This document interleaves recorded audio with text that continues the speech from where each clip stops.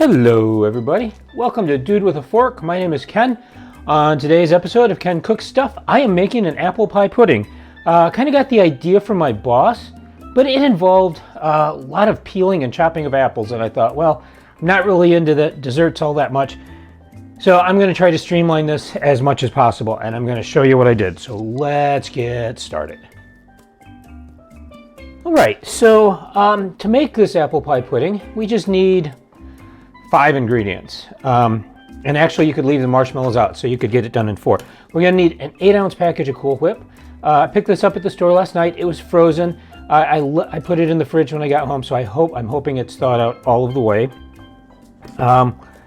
You need a package of instant pudding, and I opted for cheesecake. The original recipe called for vanilla pudding, but vanilla is kind of vanilla. And cheesecake is my boss's contribution, so thank you very much. He said it's absolutely great with this. So, in lieu of chopping and peeling apples, I just picked up a can of apple pie filling. And I did actually, I'm not sure if I'm going to need 1 or 2 because I'm kind of winging this, but I did go through, it has whole slices of apples. So what I did was I poured out 1 can, and I just broke them up a little bit with a couple of forks because I want this to be a pudding. I don't want this to be more like a pie. And that was a good thing because some of the pieces actually still had peels on them, and nobody wants that. So who's ever doing quality control at Duncan Hines Comstock, yeah, be checking for peels, folks, because I found 2.5 of them in there. Anyway, and I also got some mini marshmallows. Obviously, we're not going to use this whole bag, so now I have to figure out what to do with the rest of these. I think I'm going to use a couple of cups, though. The one ingredient you don't see here is a 1/2 cup of milk. So the first thing we're going to do is we're going to get a bowl and put our pudding mix in here. And I got to figure out how to open this. Here we go. And normally when you make this as a pudding, you would take this mix, put it in a bowl, stir in 2 cups of milk. And of course, because I did not use scissors, this is not open for me. There we go. So, but we're not making pudding. Oh wow, that smells really good. So this is, I did say this is instant, right? You do need the instant, not the cooked kind. So we're gonna pour in 1/2 cup of milk. And we're just going to whisk that together until it is all combined. And wow, oh my gosh, that smells so good. Maybe I should have gotten 2 boxes. Okay. And I just want to make sure I don't have any dry spots or lumps or anything. And that looks good. Now the original recipe did call for taking Snickers bars or Twix bars or something like that, and chopping those up and mixing those in. And you still could if you wanted to. I'm thinking I might just top this with some like crushed walnuts. Might be really good. So next thing we want to do is, you know, I should have had this open, but anyway, we're going to open this up and fold this in, and I'm going to hope that, yeah, can you tell I don't do desserts very much because I don't even know how to open up a container of Cool Whip. This is the original. I'm imagining you can use the low fat. You could use the low sugar. You could use anything other than the name brand. So I'm going to get this off of here. And if I remember my folding technique, so I'm going to scoop about 1/2 of this in here, because I don't want to deflate Cool Whip. And I'm not sure if you can deflate Cool Whip, but I'm just going to come down and flip it over, and then turn, come down, flip it over, and turn.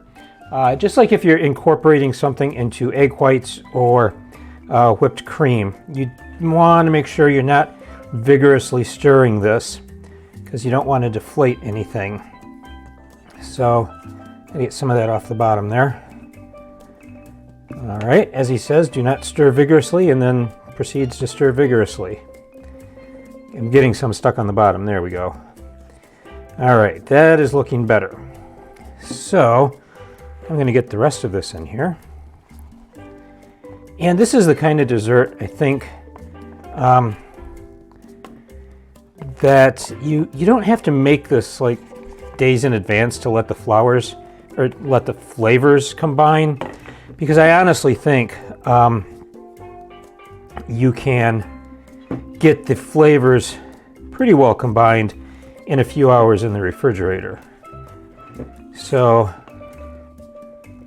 the only question I have is whether 1 can of apple pie filling will be enough.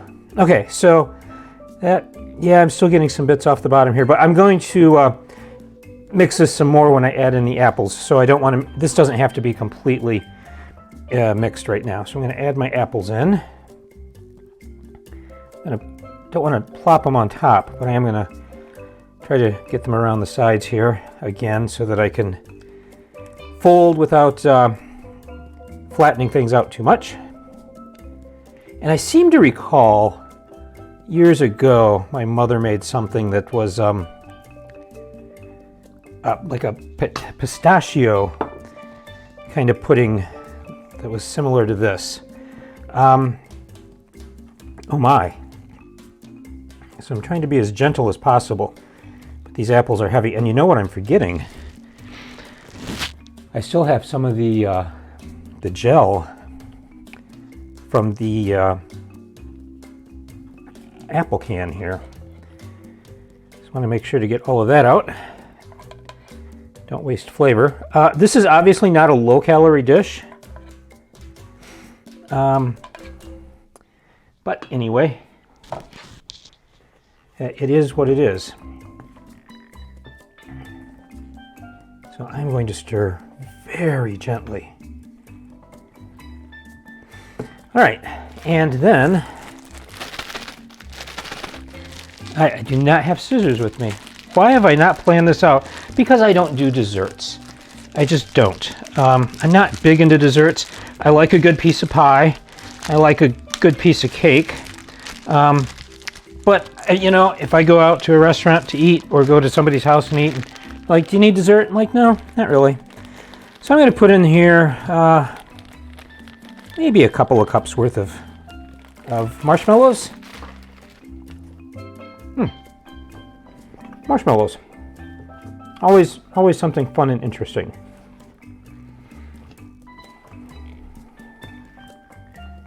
And I know this looks like an absolute mess because I probably do not have a big enough bowl. I was thinking this would be big enough, but always use a bigger bowl than you think you're going to need. That's the thing that really always bugs me when I see cooking shows and people are trying to stir something like this up in a little tiny bowl. This is just barely big enough. Now that's looking actually pretty good as far as being stirred up is concerned. Now there's no way I'm going to be able to put it all back in here, so I have to find a dish that I can put this in and keep it in the refrigerator. But now I have to figure out a way to serve this and make it look pretty. So I will be right back in just a little bit.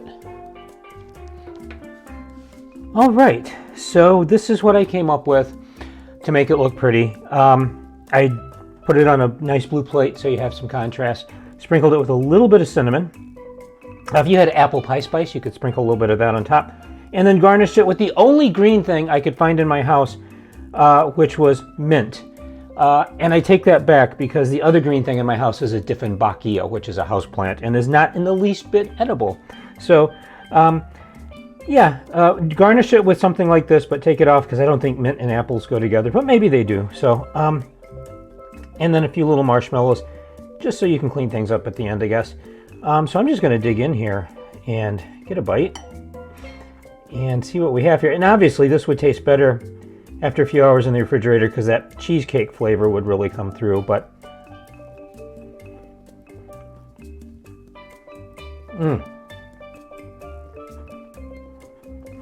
wow.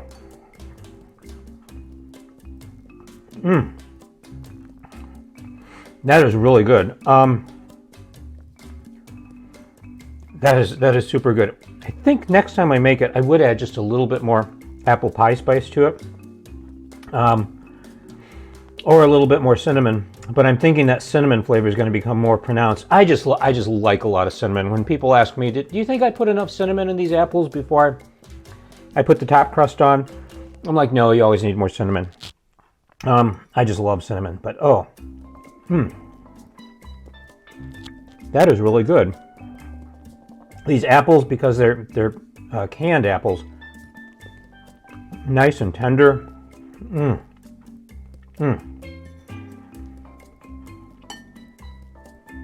Wow. I'm not usually a dessert person. This is a super easy dessert. Oh my gosh. Yeah. I'm gonna sprinkle, I still have it in this big dish, so I'm going to sprinkle in a little bit more cinnamon. It's plenty sweet, and what I like about it is it isn't super sweet. But yeah, I'm going to sprinkle in a little bit more cinnamon just to get that cinnamon flavor. Or maybe if I have a low enough dish, just garnishing it on top will be plenty. But yeah, wow. Okay, I said I'm not really into desserts, but this one is definitely a winner. So, yeah, oh my gosh. The one thing I forgot to mention, you can see here on the can, these are like whole slices. When I put them in the bowl and I was looking for peels, I did take a couple of forks and just break them up a little bit, because I didn't want whole chunks. I wanted pieces about the size of the marshmallows. So, oh my, oh wow. Well, the next time I'm asked to bring dessert for something, this is going to be my go-to. I'll make it the night before, I think, and then hope I don't wake up in the middle of the night and eat it all, because this is just absolutely amazing. Wow. Wow, that's all I got to say. Oh my gosh. I better stop now. I had a big breakfast, and I'm not really hungry, but this is super good. So, yeah. We'll catch you on the flip side, folks.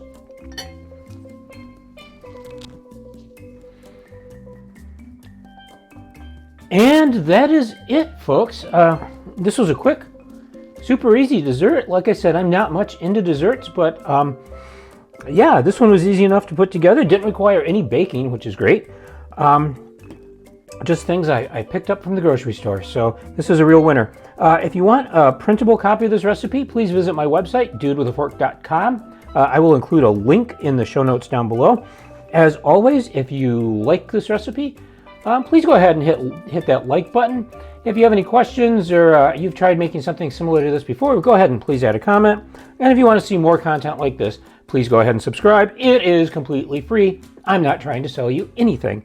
As always, stay safe, stay sane, have a great day, and power to the proletariat. We will see you next time.